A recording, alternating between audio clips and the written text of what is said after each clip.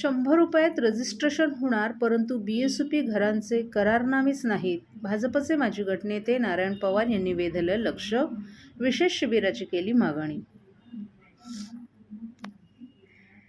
JNNURM आणि BSP प्रकल्पात वाटप केलेल्या घरांचे ₹100 रजिस्ट्रेशन करण्याचा निर्णय राज्य सरकारनं घेतला असला तरी सुमारे 6,000 घरांचा महापालिकेनं ताबा दिला. मात्र महापालिका आणि सदनिकाधारकांबरोबर करारनामे केले नाहीत. या पार्श्वभूमीवर भाजपचे माजी गटनेते नारायण पवार यांनी महापालिकेनं करारनामे करण्यासाठी विशेष शिबिर घेण्याची मागणी केली आहे. ठाणे महापालिकेनं झोपडपट्टीच्या ठिकाणी इमारती उभारून शहरातील आर्थिक दुर्बल घटकांमधील नागरिकांना घरं दिली. महापालिकेच्या समाज विकास विभागाकडून काही वर्षांपासून टप्प्याटप्प्यात 6,020 कुटुंबियांना सदनिकांचा ताबा देण्यात आला. मात्र महापालिका आणि संबंधित सदनिकाधारक यांच्यात करारनामे झालेच नाहीत. त्यातच या घरांचं रजिस्ट्रेशन करण्यासाठी सुमारे 56,000 ते 1,34,000 रुपये एवढा अधिभार भरावयास लागणार होता. त्याला सदनिकाधारकांचा विरोध होता. मुख्यमंत्री देवेंद्र फडणवीस यांच्या नेतृत्वाखाली उपमुख्यमंत्री एकनाथ शिंदे आणि उपमुख्यमंत्री अजित पवार यांच्या महायुती सरकारनं विशेष निर्णय घेऊन 1% मुद्रांक शुल्क अधिभारात सवलत देत केवळ प्रतिदस्त ₹100 आकारण्याचा महत्त्वपूर्ण निर्णय घेतला. या निर्णयाबद्दल नारायण पवार यांनी आभार मानले. या प्रश्नांसंदर्भात माजी गटनेते नारायण पवार यांनी सातत्यानं पाठपुरावा केला होता. त्यानंतर आता घरांच्या रजिस्ट्रेशनसाठी पुढाकार घेतलाय. त्यावेळी शहरातील केवळ 2 ते 3 इमारती वगळता घरांचे करारनामे झाले नसल्याचं स्पष्ट झाले. मुलामुलींचं शिक्षण, कुटुंबातील लग्न किंवा इतर महत्त्वाच्या कारणांसाठी सदनिका अनामत ठेवून बँकेतून कर्ज मिळू शकते. त्यामुळे या घरांचे करारनाम्यासह रजिस्ट्रेशन करणं गरजेचं आहे. सध्या त्यांच्याकडे कोणतीही महत्त्वाची मालमत्तेविषयी कागदपत्र नसल्यामुळे कर्ज मिळत नाही. याकडेही नारायण पवार यांनी लक्ष वेधले. या पार्श्वभूमीवर JNNURM आणि बीएसपी प्रकल्पाअंतर्गत ठाणे महापालिकेनं दिलेल्या 6,020 सदनिकांचे करारनामे करण्यासाठी समाज विकास विभागाच्या माध्यमातून विशेष शिबिरं घ्याव्यात अशी मागणी नारायण पवार यांनी महापालिका आयुक्त सौरभ राव यांच्याकडे केली आहे.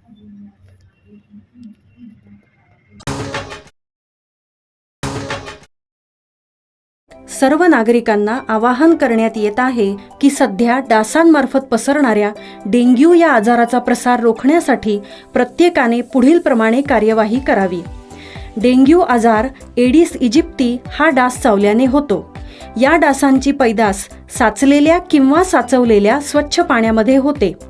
8 दिवसांपेक्षा जास्त दिवस पाणी उघडे व साचून राहिल्यास त्यात डास अंडी घालतात. अंड्यांच्या अळ्या तयार होऊन पुढे डास तयार होतात. यासाठी आपल्या घरातील पाणीसाठे उदाहरणार्थ बॅरल्स, पिंपे, टाक्या, हौद, रांजणे इत्यादी दर आठवड्याला रिकामे करून घासून पुसून कोरडे करून पुन्हा भरावे. 1 दिवस कोरडा दिवस म्हणून पाळावा. पाणी साठ्यांना घट्ट झाकणे बसवावीत किंवा जुनी साडी, चादर, धोतर यांनी बांधून झाकून ठेवावीत, म्हणजे डास त्यात जाऊन अंडी घालणार नाहीत. घराच्या गच्चीवर, आजूबाजूला, अंगणात कोठेही पाणी साचू देऊ नये. भंगार सामान उघड्यावर टाकू नये. उदाहरणार्थ टायर्स, प्लास्टिक सामान, कुंड्या, टाकाऊ वस्तू इत्यादी. अशा सामानात पावसाचे पाणी साठून त्यात डेंग्यूच्या डासांची पैदास होते. घरातील कूलर्स, फ्रीजच्या पाठीमागील ट्रे हे देखील वेळोवेळी कोरडे करावेत. लक्षात ठेवा, नुसत्या फवारणीने डास घनता कमी होत नाही, तर त्यासाठी डास पैदास ठिकाणे नष्ट करणे ही आपल्या सर्वांची जबाबदारी आहे. कोणताही ताप अंगावर न काढता जवळच्या शासकीय रुग्णालयात मोफत औषधोपचार घ्या. अशा प्रकारे नागरिकांनी सहकार्य केल्यास डेंग्यूचा प्रसार रोखणे सहज शक्य आहे.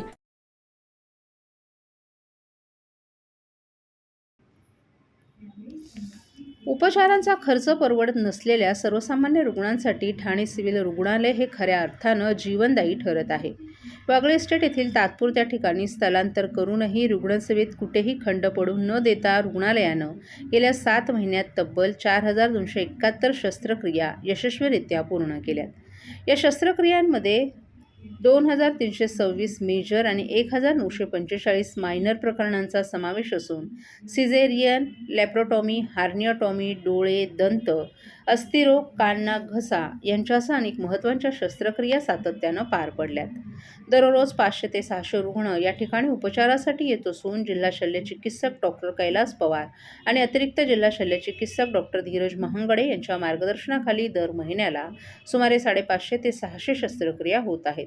यामध्ये major surgery, laparotomy, herniotomy, caesarean section, hydrocele असून minor surgery, debridement, incision and drainage आदींचाही समावेश आहे. प्रामुख्यानं उदाहरण द्यायचं झालं तर स्तनाच्या कर्करोगातून मुक्तता, स्तनाच्या कर्करोगासारख्या गंभीर आजारातून बाहेर काढण्यात रुग्णालयानं 78 वर्ष महिलेची गाठ काढण्याची अवघड शस्त्रक्रिया यशस्वीरित्या पूर्ण केली आहे. काही रुग्णांनी नकार दिलेल्या मूकबधीर आणि बौद्धिक मर्यादा असलेल्या ताहीरचा अवघड मोतीबिंदूचा प्रश्न सिव्हिल रुग्णालयानं सोडवलाय. अत्यंत जोखमीची शस्त्रक्रिया यशस्वी करत त्याच्या आयुष्यात पुन्हा त्यांनी प्रकाश आणलाय.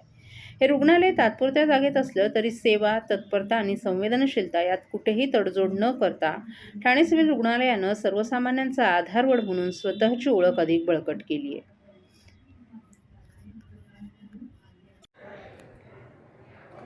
जिल्हा सामान्य रुग्णालय ठाणे हे 2023ला भूमिपूजन झाल्यापासून जुनं जे हॉस्पिटल होतं 1926 पासूनचं ते आपण नवीन बांधकाम करण्यासाठी 900 बेडचं अपग्रेडेशनसाठी आणि super speciality mental and child हेल्थसाठी आपण खाली केलं आणि टेम्पररी जागेवर मेंटलची जी जागा बॅकसाईडला होती ते काही टेंट वाढ वगैरे उभारून पोर्ट्या कॅमेरा टेम्पररी हॉस्पिटल सुरुवात केली. चॅलेंजिंग काम आहे. चॅलेंजिंग काम असताना मलाही त्या गोष्टीत आता प्राऊड आहे की आम्ही आता इथे जवळपास 2 वर्ष झाले इथे शिफ्ट झालेलो आहे.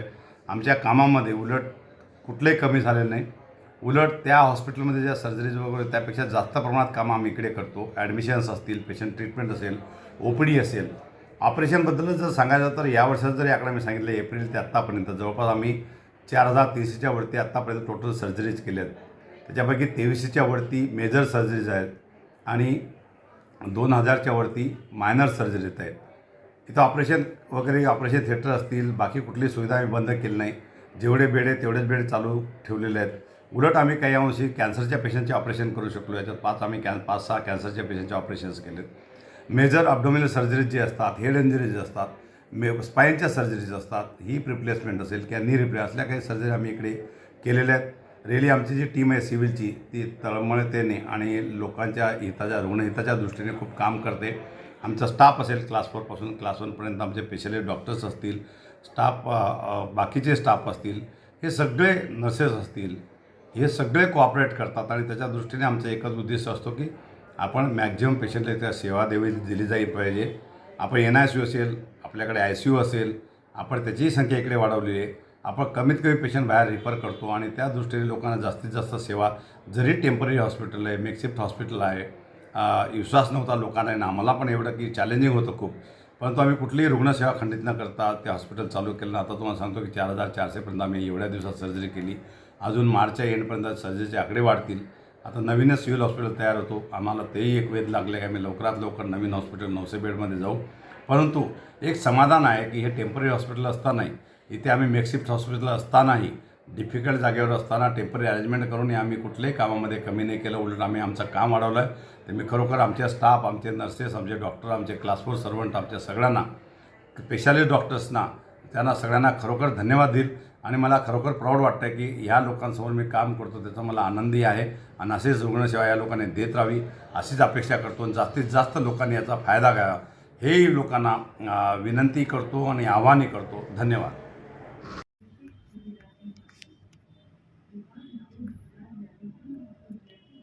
पालिकेच्या निवडणूक यंत्रणेमार्फत सुरू असलेल्या मतदार याद्यांचा भोंगळ कारभार पुन्हा एकदा चव्हाट्यावर आलाय. धक्कादायक बाब म्हणजे ठाणे महापालिकेच्या वेबसाईटवर आज चक्क नवी मुंबईतील मतदार यादी प्रसिद्ध झाल्यानं खळबळ उडाली आहे. या त्या कारणावरून आधीच गोंधळात सापडलेल्या निवडणूक विभागाच्या बेबंद कारभाराबद्दल नागरिकांमध्ये संताप व्यक्त होतोय. ठाणे महापालिकेच्या निवडणूक यंत्रणेकडून 20 नोव्हेंबरला प्रारूप मतदार याद्या जाहीर करण्यात आल्या.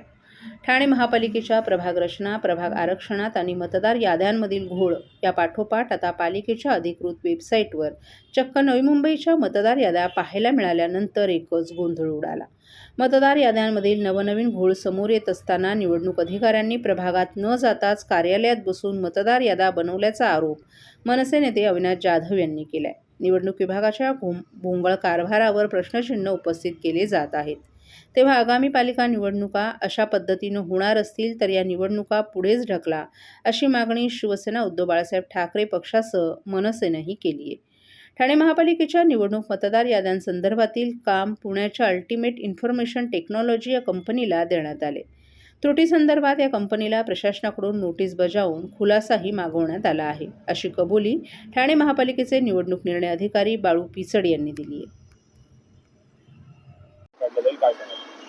सत्याचा आम्ही मोर्चा काढला होता आणि त्याच्यात जे मतदार जे डुप्लिकेट आहेत, दुबार आहेत, कसं भोंगल कारभार आहे, याचं सत्यता आम्ही पूर्ण महाराष्ट्राने बघितलं, देशाने बघितलेलं आहे. आणि या संदर्भात आमचे वरिष्ठ याच्यावरती अजून सखोल अभ्यास करून यांचा भांडाफोड करणार आहेत. तर उद्या शेवटची तारीख असणार आहे, काय सांगा? उद्या या ज्या मतदार याद्या प्रसारित झालेल्या आहेत महापालिकेकडून, प्रारूप याद्या, त्यांची जी हरकत घेण्याची तारीख आहे ही उद्याची लास्ट आहे.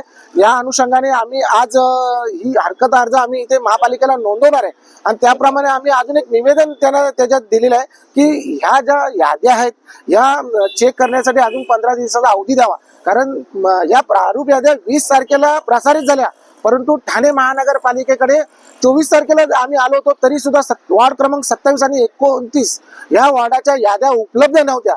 मग जर तुमच्याकडे अजून याद्या उपलब्ध नाही तर तुम्ही त्या ज्या हरकत घेण्याची जी तारीख आहे ती नक्की तुम्ही आम्हाला वाढवून दिली पाहिजे. कारण तुमच्याकडून डिले झालेला आहे, आमच्याकडून डिले झालेला नाहीये. त्याच्यामुळे तुम्ही आम्हाला अजून यात वेळ द्यावा. नक्कीच कुठेतरी जे आहे मोठ्या प्रमाणात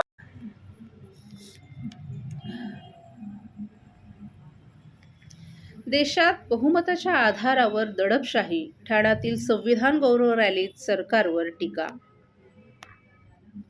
संविधान दिनानिमित्त ठाण्यात आयोजित करण्यात आलेल्या संविधान गौरव रॅलीत राष्ट्रवादी शरद पवार गटाचे आमदार डॉक्टर जितेंद्र आव्हाड आणि ॲडव्होकेट असीम सरोदे यांनी केंद्र आणि राज्यातील सत्ताधारी पक्षांवर तीव्र निशाणा साधलाय.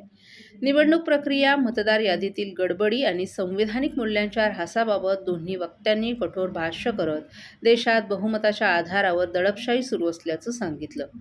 संविधान बदलण्याचा प्रयत्न सुरू असून नागरिकांनीच आता जागरूक राहण्याची गरज असल्याचंही त्यांनी सांगितलं. संविधानाला 75 वर्ष पूर्ण झाल्याच्या निमित्तानं ठाण्यात बुधवारी संविधान गौरव रॅली काढण्यात आली. या रॅलीत राष्ट्रवादी शरद पवार गटाचे आमदार डॉक्टर जितेंद्र आव्हाड आणि वकील असीम सरोदे यांच्यासह शेकडो ठाणेकर सहभागी झाले होते. यावेळी नागरिकांना संबोधन करताना या दोघांनीही सरकारवर जोरदार टीका केली. आमदार आव्हाड यांनी आपल्या भाषणात निवडणूक आयोगावर आणि महापालिकेच्या मतदार याद्यांवर थेट आरोप केले.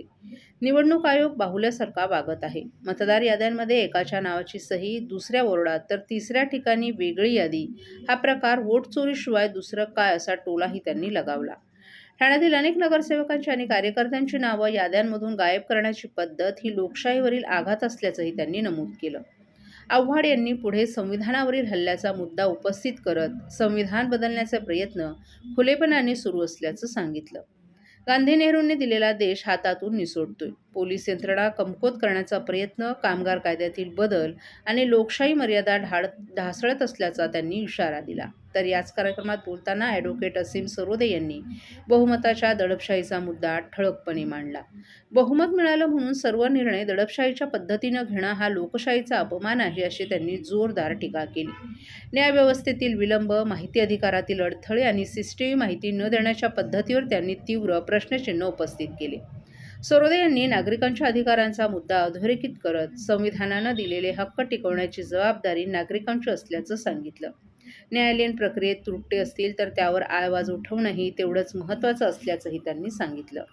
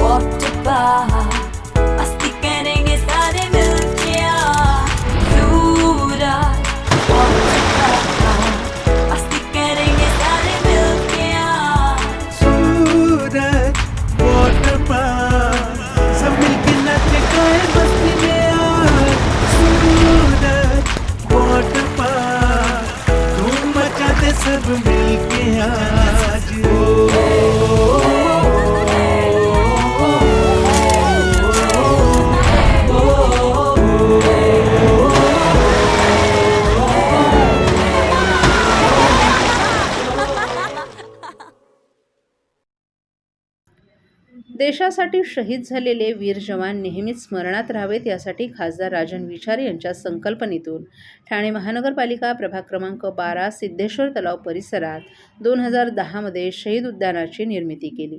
या उद्यानात गेली 15 वर्ष देशासाठी शहीद झालेल्या वीर जवानांना मानवंदना देण्यात येत आहे. मुंबईत 26/11 रोजी झालेल्या अतिरेकी हल्ल्यात आपल्या वीर जवानांना प्राण गमवावे लागले होते.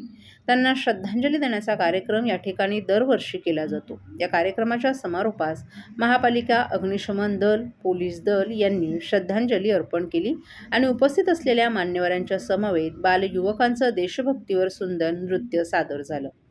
यावेळी नौपाडा पोलीस स्टेशनचे वरिष्ठ पोलीस अभय महाजन, आयोजक शिवसेना नेते राजन विचारे, जिल्हाप्रमुख केदार दिघे, उपजिल्हाप्रमुख प्रदीप शिंदे, सुनील पाटील, उपशहर प्रमुख सचिन चव्हाण, माजी नगरसेवक संजय दळवी, अमोल हिंगे, विभाग प्रमुख लहू सावंत, योगेश भोईर, प्रवीण उतेकर, फिरोज खान, माजी नगरसेवक मंदार विचारे, शाखा प्रमुख धोंडू मोरे, जिल्हा महिला संघटक रेखा खोपकर, उपजिल्हा संघटक आकांक्षा राणे, अनिता प्रभू, संगीता साळवी, निलिमा शिंदे, सायली चांदिवडे, रसिका सुभेदार, आरती खळे, सुचेता वेतपाटक तसंच सर्व उपविभाग प्रमुख, शाखा प्रमुख, महिला आघाडी, शिवसेना, युवा सेनाचे पदाधिकारी मोठ्या संख्येनं यावेळी उपस्थित होते.